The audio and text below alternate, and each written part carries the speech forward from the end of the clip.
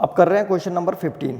A shopkeeper in Delhi buy an article at printed price of ₹24,000 from a wholesaler in Mumbai. The shopkeeper sells the article to the consumer in Delhi at the profit of 15% on the basic cost price. If the rate of GST is 12%, find number 1 the price inclusive of tax under the GST at which the shopkeeper bought the article. Number 2 the amount which the consumer pay for the article. And number 3 the amount of tax under the GST received by the state government of Delhi. And number 4 the amount of tax under the GST received by the central government. ये question है. देखो fourth shopkeeper के लिए जो printed price थी वो 24,000 थी और इसने प्रिंटेड प्राइस पे ही जो है उस आर्टिकल को खरीदा तो उसके लिए सीपी भी 24,000 हो गई. अब इसने क्या करा कि 15% के प्रॉफिट पे इसने कंज्यूमर को बेचा जो कि दिल्ली में ही था. तो 15% के प्रॉफिट में जब इसने बेचा तो इसकी एसपी निकाल रहे हैं हम. तो SP is equal to 24,000 plus 15% of 24,000. तुम चाहो तो इसको सीधे कैसे लिख सकते थे हम, इसको लिख सकते थे 115% ऑफ 24,000. तो ऐसे ही करना है हमको जैसे ये नीचे वाला है. तो ये आ जाएगा 115 अपॉन 100 मल्टीप्लाइड बाय 24,000. तो 2 जीरो से यहाँ के 2 जीरो कैंसिल हो जाएंगे और जब 115 की मल्टीप्लाई 240 से करेंगे तो ये आ जाएगा हमारे पास 27600 यानी कि 27,600. तो इसने 24,000 का खरीदा और 27,600 का बेच दिया. किसको बेचा इसने? कंज्यूमर को. अब देखो इसमें क्या हुआ होगा, शॉपकीपर के लिए मैं इनपुट जीएसटी निकाल रहा हूँ. तो शॉपकीपर के लिए निकल रहा है तो यहीं पे लिख रहे हैं यहाँ पे इनपुट.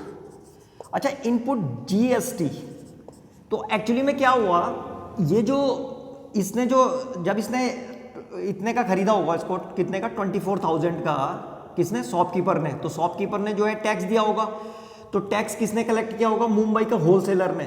तो ये लेकिन ये सामान जो है मुंबई से दिल्ली में बिका है. तो यानी कि कैसा है ये? इंटर स्टेट है ये.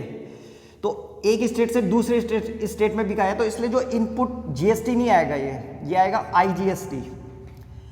तो इसके लिए जो है ये इनपुट आईजीएसटी, क्योंकि सारा का सारा टैक्स जो है किसको क्या होगा? सेंट्रल गवर्नमेंट को. जो भी होलसेलर ने शॉपकीपर से कलेक्ट किया होगा सारा का सारा सेंट्रल गवर्नमेंट को जाएगा. तो ये जो आईजीएसटी आएगा ये कितना परसेंट है? 12%. तो यहाँ पे लिखेंगे हम 12% ऑफ 24,000 का 12%. तो ये आ जाएगा हमारे पास 12 अपॉन 100 मल्टीप्लाइड बाय 24,000. 2 जीरो से 2 जीरो कैंसिल. 12 की मल्टीप्लाई 240 से कर देंगे तो ये आ जाएगा 2880. इतना आ गया. अब इसका आउटपुट जीएसटी भी निकाल देते हैं. Output GST. तो आउटपुट जीएसटी क्या हुआ कि इसने दिल्ली से दिल्ली में बिका है और शॉपकीपर ने कंज्यूमर को बेचा है. तो कंज्यूमर से कलेक्ट किया होगा इसने जीएसटी. तो कितने में बेचा था इसने? 27,600. तो अब इस पे निकालेंगे 12% टैक्स लगेगा इस पे 12%. तो यहाँ पे लिख देंगे 12% ऑफ 27600. तो ये आ जाएगा हमारे पास 12 अपॉन 100 मल्टीप्लाइड बाई 27600. तो 2 जीरो से 2 जीरो कैंसिल हो गए और 12 की मल्टीप्लाई 276 से करेंगे तो ये आ जाएगा 3312. तो ये जो है आउटपुट जीएसटी आ गया. अब देखो आउटपुट जीएसटी जो होगा ये आधा दिल्ली गवर्नमेंट को जाएगा और आधा किसको जाएगा? सेंट्रल गवर्नमेंट को. तो इसको अलग अलग करके लिख रहा हूं मैं. तो यहां पे लिख देंगे आउटपुट सीजीएसटी. तो आउटपुट सीजीएसटी इसका आधा हो जाएगा. तो 3312 और इसका हाफ. तो ये आ जाएगा इज इक्वल टू 2 1 2 2 6 12 2 5 10 और 2 6 12 1656. ऐसे ही जो है आउटपुट एसजीएसटी. आउटपुट एसजीएसटी आधा सेंट्रल गवर्नमेंट को और आधा स्टेट गवर्नमेंट को. कितना आ जाएगा ये? 1656. ये आ गया हमारे पास आउटपुट एसजीएसटी. अब देखो पहला क्वेश्चन क्या था? पहला क्वेश्चन था कि the price inclusive tax under the GST at which the shopkeeper bought the article. तो शॉपकीपर ने आर्टिकल कितने का खरीदा? 24,000 रुपीज. तो उसने कॉस्ट प्राइस दी थी और इसके साथ उसका क्या था? इनपुट आईजीएसटी ये दिया था इसने. तो यहाँ पे लिखा हुआ है इंक्लूसिव टैक्स, तो इन दोनों को ऐड कर देंगे तो ये आ जाएगा is equal to 24,000 plus input IGST ये वाला 2,880 तो ये आ जाएगा हमारे पास, इसको जब ऐड करेंगे तो ये आ जाएगा 26,880। तो इतने में जो है ये जो शॉपकीपर ने दिया है, तो the price inclusive of tax at which the shopkeeper bought the article is equal to 26,880। The amount which the consumer pay for the article is equal to, तो कंज्यूमर ने कितने का खरीदा होगा, तो जितने में शॉपकीपर ने बेचा होगा, तो शॉपकीपर के लिए सेलिंग प्राइस ही है। तो 27,600 में इसने बेचा था और साथ में इसने जो है क्या करा था, GST भी कलेक्ट करा था, तो आउटपुट GST ये कंज्यूमर देगा।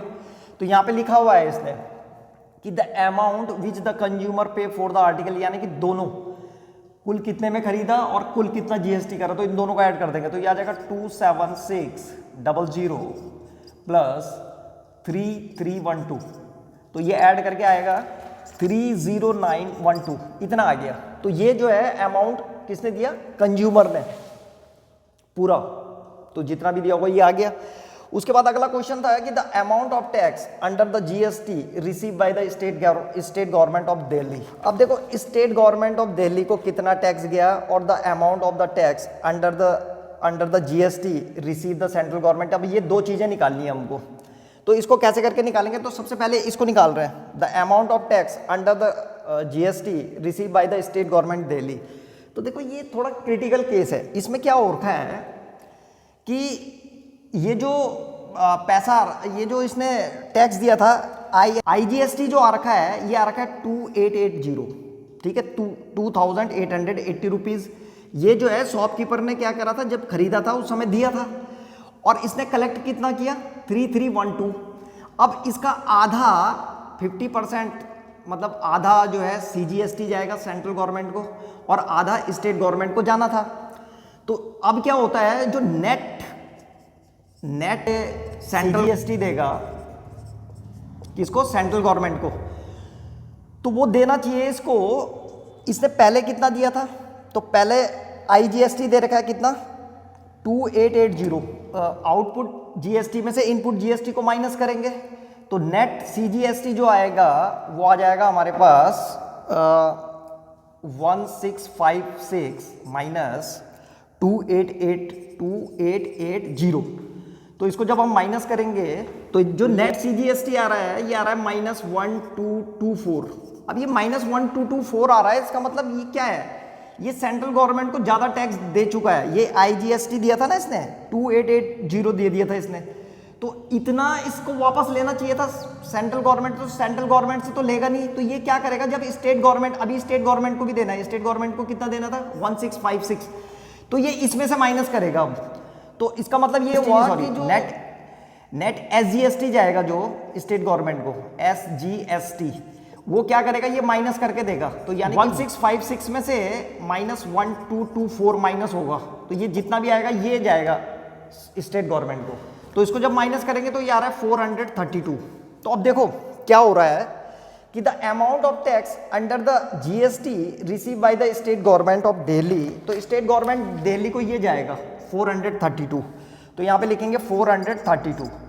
और जो सेंट्रल गवर्नमेंट को जो GST गया है वो केवल IGST के फॉर्म में गया है, ये 2880, तो यहाँ पे लिखेंगे 2880, क्योंकि यहाँ से कुछ नहीं गया है, यहाँ से जो है उल्टा जो है सेंट्रल गवर्नमेंट से लेना पड़ रहा था, उसको ज़्यादा दे चुका था वो टैक्स, तो स्टेट गवर्नमेंट के हिस्से में से काट करके जो बचता है वो स्टेट गवर्नमेंट को दे दिया उसने दिल्ली को।